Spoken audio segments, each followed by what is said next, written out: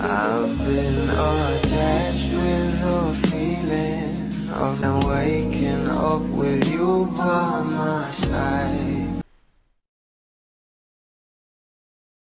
Alam naman natin kung gaano nga talaga kabagay sa isa't isa itong ating couple na sila Donnie at Belle Mariano.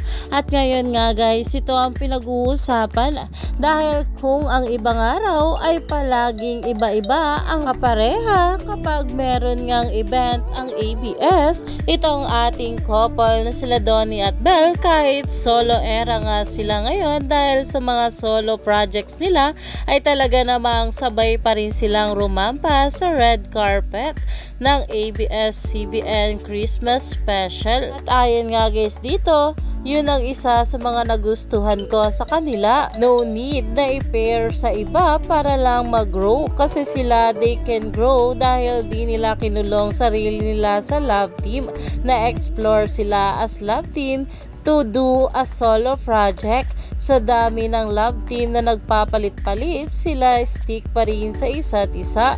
Yun ang nagpa-unique sa kanila.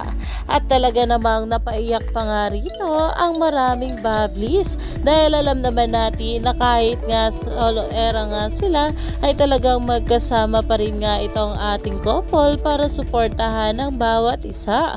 Kaya naman umani pa nga ito ng maraming komento at pinag-uusapan na. Stay tuned lang tayo for more update kila Donnie at Belle sa mga susunod pa na ayuda dahil marami pa nga talaga tayong dapat abangan sa ating couple ngayong araw.